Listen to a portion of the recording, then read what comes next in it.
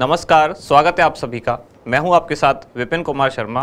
तो जैसा कि आप जानते हैं, राजस्थान का करंट अफेयर्स हम पढ़ रहे थे, जिसमें अक्टूबर और नवंबर वाली जो मैगजीन है उसमें से हमने कल समाप्त किया रिपोर्ट, मुद्दे, चर्चित स्थल और घटनाएं। आज की क्लास में हम शुरू करेंगे जिसमें खास चीज़ें क्या होंगी, प्रमुख व्यक्तित्व, नियुक्तियां, इसके अलावा पुरस्कार व सम्मान का कुछ पार्ट आज की क्लास में हम शुरू करेंगे, जो अभी नेक्स्ट क्लास में भी कंटिन्यू रहेगा। तो शुरुआत करते हैं क्वेश्चन के साथ। पहला प्रश्न है, निम्नलिखित में से किसे राजस्थान उच्च न्यायालय के 40वें मुख्य न्यायाधीश के तौर पर नियुक्त किया गया। ये क्वेश्चन पहले भी हम एक बार पढ़ चुके हैं, लेकिन प्रॉपर इस क्वेश्चन को हमने नहीं पढ़ा था। जो ऑप्शंस थे उनमें इनका नाम था। ऑप्शन क्या है आपके? पंकज मित्तल, एस शिंदे, मनिंद्र मोहन श्रीवास्तव और उमेश मिश्रा। तो जैसा कि मैं आपसे हर दिन कह रहा हूँ कि पुरानी क्लासेज में भी हम बहुत सारी ऐसी चीज़ें पढ़ चुके हैं जो कि बार बार रिपीट होंगी। यानी कि जब हम जनवरी और मार्च वाली शुरू कर रहे थे तभी से मैंने बहुत सारी ऐसी चीज़ें बतानी शुरू कर दी थी जो लेटेस्ट थी। तो अब भी ये क्वेश्चन आपके लिए एक बार एक तरह से रिविजन के तौर पर है। ऑप्शन पंकज मित्तल, एस शिंदे, मनिंद्र मोहन श्रीवास्तव या उमेश मिश्रा। इसका उत्तर है पंकज मित्तल। यही राजस्थान हाई कोर्ट के वर्तमान मुख्य न्यायाधीश भी हैं और इनका क्रम कितना है? 40वें है। ऑप्शन में जो बी ऑप्शन है यानी कि एस शिंदे, ये कौन से है? ये 39वें है। मैंने एक खास बात और बताई थी कि पंकज मित्तल से पहले थे मनिंद्र मोहन श्रीवास्तव यानी कि एम श्रीवास्तव, लेकिन फिर भी 39वां कहा जाता है एस शिंदे और 40वें पंकज मित्तल। ऐसा क्यों है? क्योंकि जो एम श्रीवास्तव थे ये कार्यवाहक रहे। कार्यवाहक रहे इसलिए उस क्रम में इनको नहीं गिना गया। और ये 2 बार कार्यवाहक रहने वाले मुख्य न्यायाधीश हैं राजस्थान हाई कोर्ट के। उमेश मिश्रा ये राजस्थान के वर्तमान क्या हैं? पुलिस महानिदेशक यानी कि डायरेक्टर जनरल ऑफ पुलिस। और कौन से हैं? इनका क्रम क्या है? 35वां। इनसे पहले कौन थे? तो मोहनलाल लाठर यानी कि ML लाठर। पंकज मित्तल के बारे में कुछ और जानकारियां जो मैंने पहले भी आपको बताई हैं कि राजस्थान हाई कोर्ट का मुख्य न्यायाधीश बनने से पहले ये कहाँ थे? Jammu and Kashmir high court के क्या थे? मुख्य न्यायाधीश थे।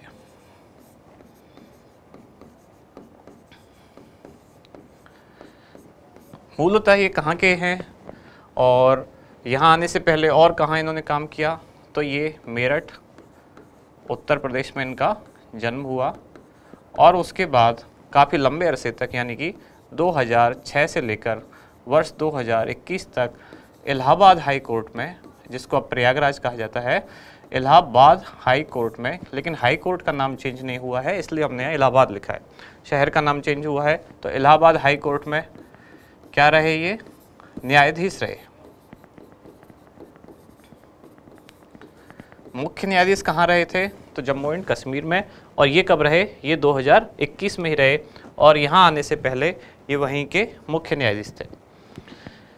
इसके लिए खास कुछ चीज़ें, हाँ केवल एक बात और रह गई कि इनका कार्यकाल कब से कब रहेगा, कब ये नियुक्त हुए और कब तक रहेंगे। तो ये नियुक्त हुए थे कब? 14 अक्टूबर, यहाँ मैं लिख देता हूँ, 14 अक्टूबर 2022 को ये नियुक्त हुए राजस्थान के मुख्य न्यायाधीश के तौर पर। और कब तक रहेंगे?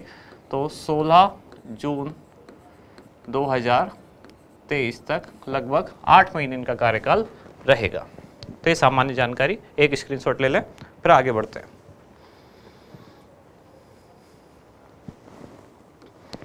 अगला प्रश्न है, निम्नलिखित में से किसे national federation of state cooperative bank यानी जिसे शॉर्ट में क्या कहा जाता है?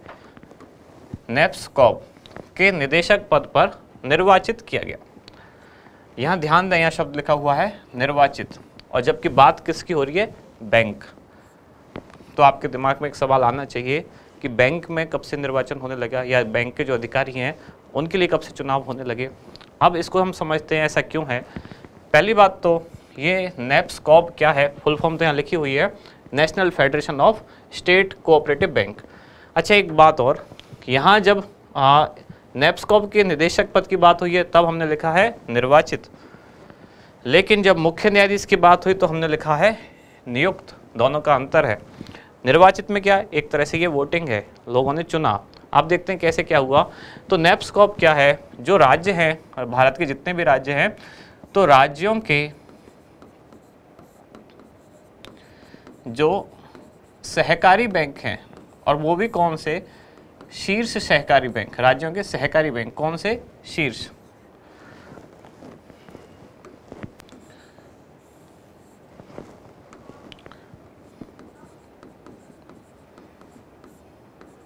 राज्यों के शीर्ष सहकारी बैंक, उन सभी का एक तरह से ये प्रबंधन करने का एक संगठन है कि उनका प्रबंधन कैसे करें, कैसे उनका मैनेजमेंट अच्छा करें, बेहतर करें। इसका ये संगठन है नेप्स्कॉप। इनके जितने भी एक तरह से अब जो प्रबंध निदेशक हर राज्य के हुए, उन सब का एक सम्मेलन हुआ। कहाँ हुआ, तो आइजोल। कहाँ है आइजोल, कहाँ की राजधानी है, मिजोरम। मिजोरम में एक सम्मेलन हुआ आइजोल में, जहाँ मतलब इन हर राज्य के जो प्रबंध निदेशक थे वो पहुँचे हुए थे। इनमें से जिसे अपना निर्वाचित किया गया निदेशक सबने मिलके, वो थी कौन, श्रेया गुहा। इसलिए यहाँ निर्वाचित लिखा हुआ है, नियुक्त नहीं लिखा गया है, क्योंकि बहुत सारे जो हर राज्य के निदेशक आए, उन्होंने अपने निदेशक उन सब में से एक को निर्वाचित किया। उनका नाम है श्रेया गुहा। ये कौन है, ये वर्तमान में राजस्थान का जो सहकारिता विभाग है,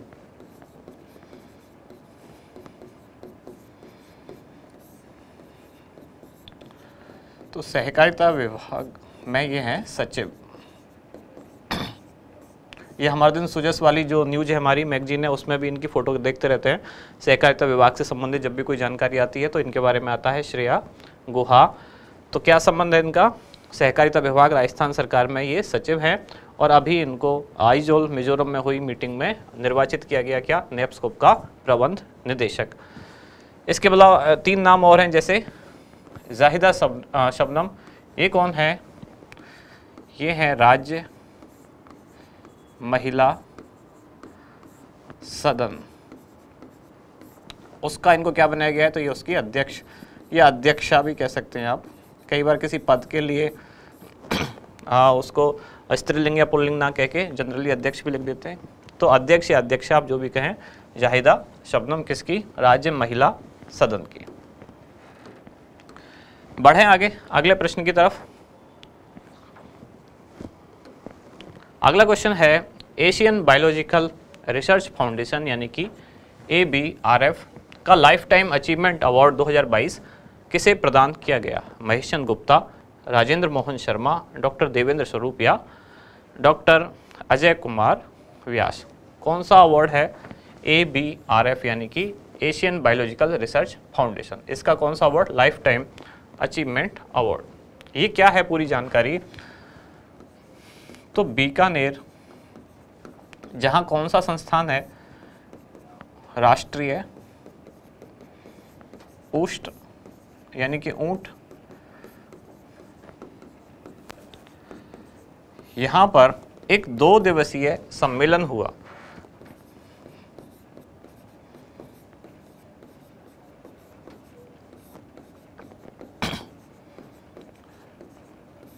सम्मेलन किसने आयोजित किया, तो ICAR यानी कि Indian council of agriculture research या भारतीय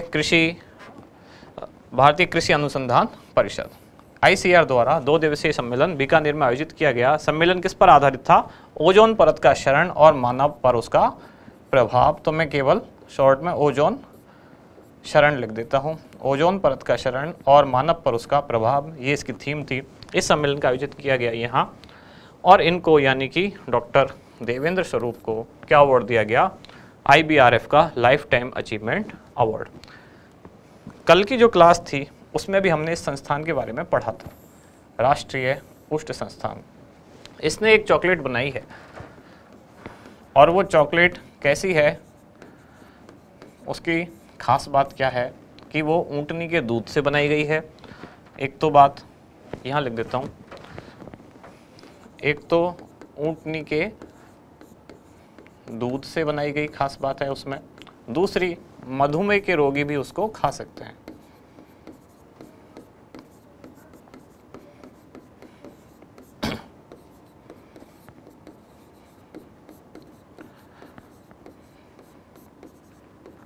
किसने बनाई, कौन से संस्थान ने बनाई?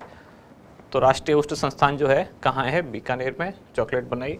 तो इसकी भी अब यहाँ भी आज इसका नाम आया था, इसलिए उससे रिलेटेड जो जानकारी थी वो मैंने बता दी। वैसे भी जब हम लास्ट में रिवाइज करेंगे कल वाली क्लास, तब भी ये बात वापस आएगी।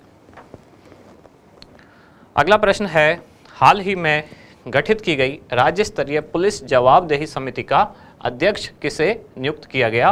अब यहाँ आप देख पा रहे हैं, ये है नियुक्त, ये निर्वाचित नहीं है।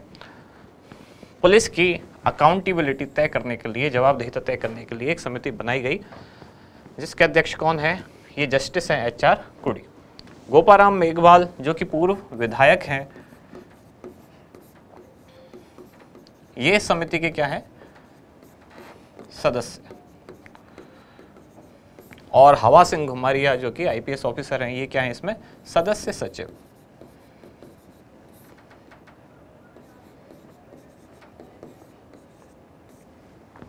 अनिल शर्मा, ये आप जानते होंगे, अगर सरदार शहर की जो सीट खाली हुई थी भंवरलाल शर्मा के निधन के बाद, तो ये उनके पुत्र हैं जो वहां से अब विधायक निर्वाचित हुए हैं। राज्यपाल श्री कलराज मिश्र द्वारा भारतीय संस्कृति, पारंपरिक परिधान एवं धरोहर संरक्षण के विशिष्ट कार्यों हेतु निम्नलिखित में से किसे सम्मानित किया गया? तो राज्यपाल द्वारा इनके अलावा अभी और 4 बुनकरों को सम्मानित किया गया। उद्देश्य क्या था? उद्देश्य था कि जो ऐसे परिधान बनाते हैं जो भारतीय संस्कृति और पारंपरिक परिधान से संबंधित है और भारतीय धरोहर के संरक्षण से संबंधित हैं, ऐसे बुनकरों को सम्मानित किया गया। इनमें से वो जिनको राज्यपाल ने सम्मानित किया वो है विधि सिंघानिया। अजय कुमार भादु, इनका नाम भी इम्पोर्टेंट है। इनका नाम किस लिए इम्पोर्टेंट है? जो भारत निर्वाचन आयोग है, राजस्थान की बात नहीं कर रहा हूँ, राज्य निर्वाचन आयोग नहीं, भारतीय चुनाव आयोग या भारत निर्वाचन आयोग, कुछ भी आप कह सकते हैं, उसमें इनको क्या बनाया गया है? उप चुनाव आयुक्त।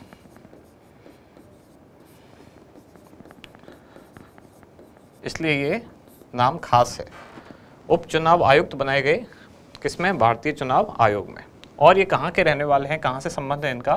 तो राजस्थान में सीकर। बढ़े आगे। 68वें राष्ट्रीय फिल्म पुरस्कार समारोह में पुरस्कृत फिल्म व्हीलिंग द बॉल के निर्देशक मुकेश शर्मा का संबंध किस स्थान से है? जयपुर, जोधपुर, उदयपुर या अजमेर? आपकी जो बुकलेट है अक्टूबर नवंबर वाली, उसमें ये व्हीलिंग ना लिख के ऐसे लिखा हुआ है विलिंग, तो ये विलिंग नहीं है, ये है व्हीलिंग। मैं स्पेलिंग लिख देता हूँ। फिल्म का नाम क्या है एक्चुअली? इसका नाम है व्हीलिंग, व्हील यानी पहिया, व्हीलिंग द बॉल, ये फिल्म का नाम है। फिल्म किस विषय पर केंद्रित है? तो जो लोग व्हील चेयर के सहारे जिंदगी गुजारते हैं, तो व्हील चेयर पर ज़िंदगी जीने वाले जो लोग हैं, उनकी ज़िंदगी कैसी होती है, क्या उनकी परेशानियां होती हैं, क्या चुनौतियां होती हैं, तो व्हील चेयर पर जो लोग डिपेंड हैं उन पर आधारित ये फिल्म है। विषय क्या है? व्हील चेयर या व्हील चेयर पर आश्रित जो लोग हैं, इस विषय पर बनाई गई। निर्देशक कौन है? मुकेश शर्मा। क्वेश्चन इम्पोर्टेंट है। इम्पोर्टेंट किस लिए है? क्योंकि इसको राष्ट्रीय फिल्म पुरस्कार मिला है। फिल्म का नाम याद रखें, निर्देशक का नाम याद रखें, संबंध कहाँ से है? जोधपुर। कौन सी कैटेगरी में मिला अवार्ड? तो गैर फीचर फिल्म। फिल्में कई तरह की होती हैं, जैसे फीचर फिल्म, गैर फीचर फिल्म, डॉक्यूमेंट्री फिल्म, इस तरह की कई कैटेगरी होती हैं। तो गैर फीचर फिल्म में क्या अवार्ड मिला इसको? तो मिला बेस्ट एडवेंचर फिल्म गैर फीचर फिल्म कैटेगरी में, और डॉक्यूमेंट्री वाली कैटेगरी में, डॉक्यूमेंट्री फिल्म कैटेगरी में क्या मिला? बेस्ट एक्सप्लेनेशन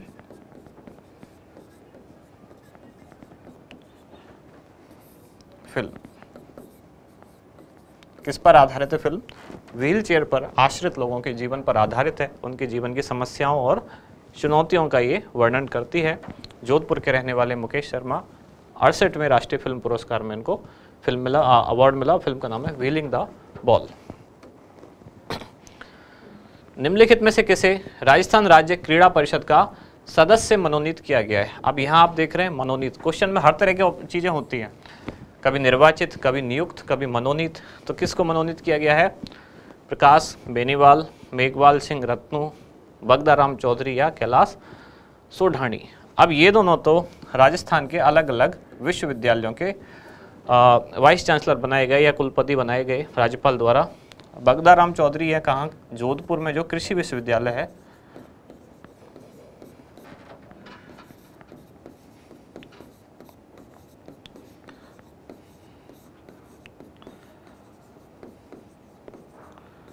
और कैलाश सोढाणी ये कहाँ?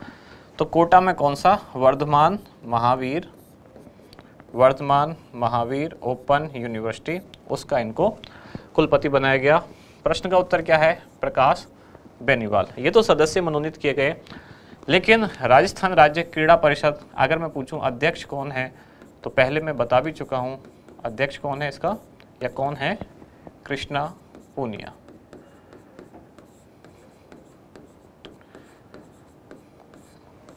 अब राजस्थान राज्य क्रीड़ा परिषद के बारे में मैंने काफ़ी चीज़ें बताई थी, कब इसकी स्थापना हुई, कौन कौन से अवार्ड इसके द्वारा दिए जाते हैं।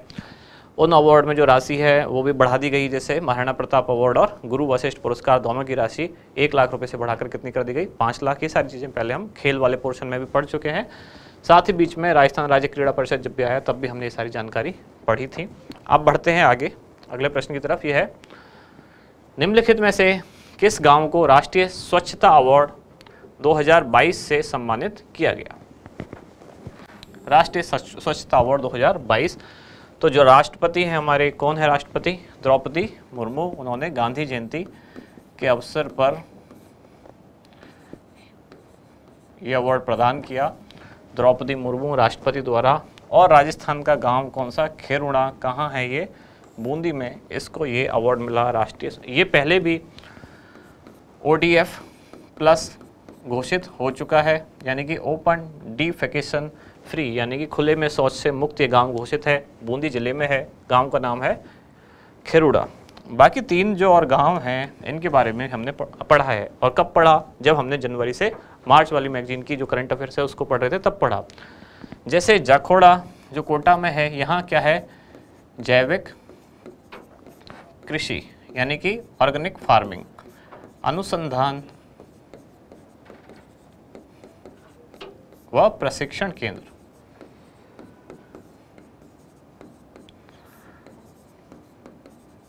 ये कहाँ बना? जाखोड़ा कोटा में। दानपुर बांसवाड़ा, यहाँ क्या? पहला क्या? Ultra thermal power plant.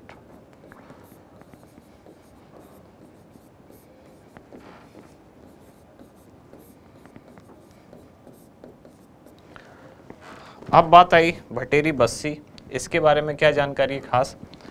इसको जो सांसद आदर्श ग्राम योजना है,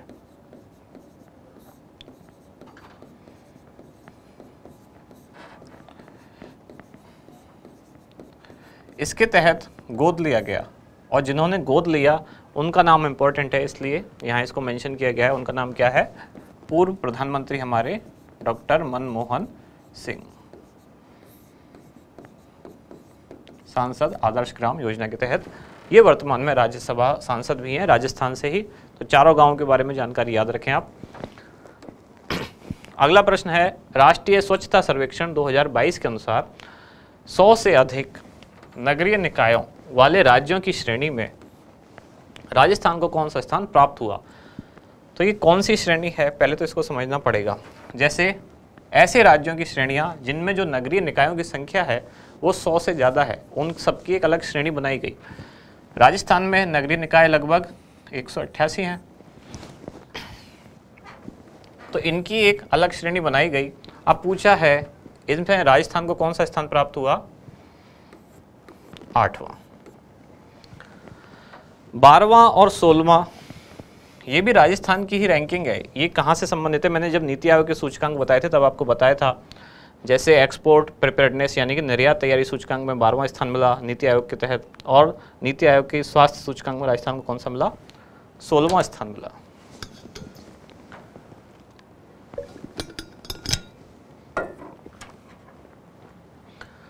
तो ये हुई इसके बारे में सामान्य जानकारी। आपसे पूछा गया है कि 100 से अधिक वाले जो नगरीय निकायों की श्रेणी थी उसमें राजस्थान को कौन सा मिला, तो 8वां स्थान प्राप्त हुआ। अगला क्वेश्चन है, यानी कि आज की क्लास का लास्ट क्वेश्चन है, राष्ट्रीय स्वच्छता सर्वेक्षण 2022 के अनुसार 10 लाख से अधिक आबादी वाले शहरों में राजस्थान के किस नगर निकाय की रैंकिंग सबसे अच्छी रही। अब ये भी एक कैटेगरी बनाई गई, ऐसे शहर जिनकी आबादी 10 लाख या उससे अधिक है उनकी कैटेगरी बनाई गई ऐसे नगर निकायों की। उनमें राजस्थान की जितने भी नगर निकाय हैं जिनकी आबादी 10 लाख से अधिक है उनमें सर्वश्रेष्ठ रैंकिंग पूछी गई है। ये नहीं पूछा गया है कि वो फर्स्ट रहा इंडिया में फर्स्ट नहीं, राजस्थान में सर्वश्रेष्ठ कौन रहा, तो ये है जयपुर नगर निगम हेरिटेज। और इसको कौन सी रैंक प्राप्त हुई, इसको प्राप्त हुई 26वीं रैंक, 26। और जयपुर नगर निगम ग्रेटर, इसको कौन सी रैंक प्राप्त हुई, तो इसको प्राप्त हुई 33rd यानी कि 33वीं रैंक। जोधपुर नगर निगम, कोटा नगर निगम ये इस कैटेगरी में नहीं थे। ये किस कैटेगरी में आए, 1 से 10 लाख की आबादी वाले जो नगर निकाय थे, 1 से 10 लाख की आबादी वाले नगर निकाय, उनमें राजस्थान में जो सबसे अच्छा प्रदर्शन जिसका रहा वो था कौन सा नगर निकाय, जोधपुर दक्षिण। और इसकी ओवरऑल रैंकिंग क्या थी, वो थी 112 यानी 112, 112। और ये जो रैंकिंग थी इससे ये पता चलता है कि इस श्रेणी में राजस्थान का कोई भी शहर टॉप 100 में नहीं था। अब कल की क्लास एक बार रिवाइज कर लेते हैं। कल पहला क्वेश्चन क्या था, एमनेस्टी स्कीम जो रीको द्वारा संचालित है उसका उद्देश्य क्या है, तो इसका उद्देश्य था बंद पड़ी औद्योगिक इकाइयों को पुनर्जीवित करना। एमनेस्टी का मैंने अर्थ बताया था कि बड़े स्तर पर माफ़ी, यानी कि ऐसी औद्योगिक इकाइयाँ जिनका कुछ कर्जा बाकी है तो बड़े स्तर पर उनको माफ़ कर दिया जाएगा यदि वो 50% मूल राशि वापस देती हैं। आमजन की समस्याओं के तेजी से निस्तारण हेतु शुरू की गई त्रिस्तरीय जन सुनवाई व्यवस्था के लिए प्रत्येक माह का कौन सा दिन तय किया गया है, तो गुरुवार। पहले गुरुवार को ग्राम पंचायत स्तर पर सुनवाई होगी, दूसरे को ब्लॉक स्तर पर और तीसरे गुरुवार को जिला स्तर पर। और जन अभियोग निराकरण समिति बनाई गई इसके लिए, जिसके अध्यक्ष कौन होंगे, पुखराज पारासर। इनको भी मैंने बताया था कि इस दिन क्या है, मुख्यमंत्री बाल गोपाल योजना के तहत सप्ताह में 2 दिन दूध वितरित किया जाता है। योजना कब शुरू हुई, 29 नवंबर 2022। शनिवार को होता है नो बैग डे और तीसरे शनिवार को चैसन स्कूल कार्यक्रम। महिला सशक्तिकरण की दिशा में कदम उठाते हुए हाल ही में कौन से विभाग द्वारा प्रत्येक संभाग के क्षेत्रीय कार्यालय में एक पिंक डिवीजन की शुरुआत की गई, तो ये राजस्थान में जयपुर और जयपुर के मालवीय नगर डिवीजन में एक पिंक डिवीजन की शुरुआत की गई। और कौन से विभाग से संबंधित है ये, तो जन स्वास्थ्य अभियांत्रिकी विभाग। क्या है ये पिंक डिवीजन, यानी कि जन स्वास्थ्य अभियांत्रिकी विभाग के कार्यालय में सभी जो कर्मचारी हैं वो महिलाएं होंगी। देवनारायण योजना के तहत जो संयंत्र है उसमें से निकलने वाली गैस खरीद के लिए कोटा नगर विकास न्यास ने किसके साथ समझौता हस्ताक्षरित किया है, तो ये है गेल इंडिया यानी कि gas authority of India limited, इसके साथ समझौता किया। तो गेल इंडिया, साथ ही राजस्थान राज्य गैस लिमिटेड, तो ये 2 संस्थान इधर भी हैं, राजस्थान राज्य गैस लिमिटेड, कोटा नगर विकास न्यास और गेल इंडिया। राजस्थान के प्रचलित लोक नृत्य पुस्तक के लेखक कौन है, तो पन्नालाल मेघवाल। इन तीनों के बारे में बहुत बार बात कर चुके हैं।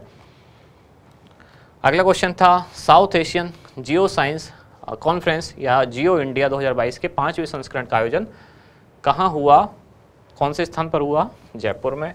इसमें बहुत सारे देशों के लोग आए हुए थे। और किसके द्वारा किया गया आयोजन, तो एपीजी क्या है, association of petroleum Jio scientist या जियोलॉजिस्ट, उनके द्वारा इसका आयोजन किया गया। विश्व का सबसे बड़ा विंड सोलर प्लांट कहाँ स्थापित किया जा रहा है, तो जैसलमेर में। विंड सोलर यानी पवन ऊर्जा, सौर ऊर्जा दोनों इससे प्रोड्यूस की जाएंगी।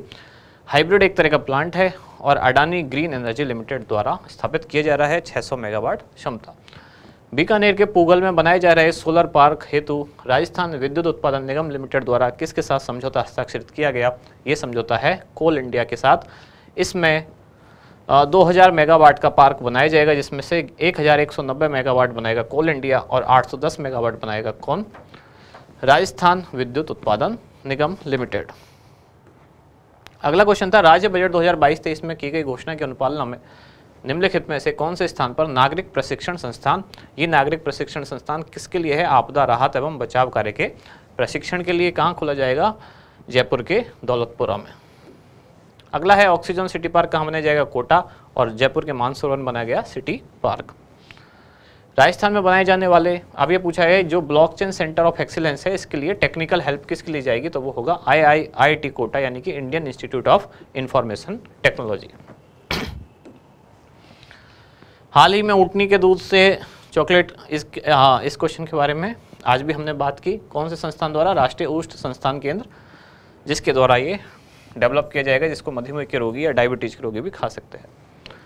जोधपुर के मेडिकल डिवाइस पार्क में बनाई जा रही कॉमन फैसिलिटी सेंटर लैब को किस राज्य के मेडटेक जोन की तर्ज पर विकसित किया जा रहा है? तो यह है आंध्र प्रदेश। तेलंगाना से समझौता है महिला निधि बैंक के बारे में, और तमिलनाडु की तर्ज पर चिरंजीवी जीवन रक्षा योजना। प्रताप वैक्स म्यूजियम कहाँ बनाया जा रहा है? तो उदयपुर के समोर बाग में। कला एवं डिजिटल इमर्शन उत्कृष्टता केंद्र की स्थापना कहाँ की जा रही है? IIT जोधपुर। इसी के साथ समाप्त होती है कल की और आज की दोनों क्लास। ये हमने रिवाइज की, और आज की क्लास में अब हमने शुरू कर दिया क्या, जिसमें प्रमुख नियुक्तियाँ, प्रमुख व्यक्ति तो ये पढ़ा, और पुरस्कार व सम्मान का भी कुछ पार्ट हमने शुरू किया है। तो कल की क्लास में भी आगे इसको कंटिन्यू करेंगे। अब यहाँ समाप्त करते हैं आज की क्लास। अब मिलते हैं कल अगली क्लास में। धन्यवाद।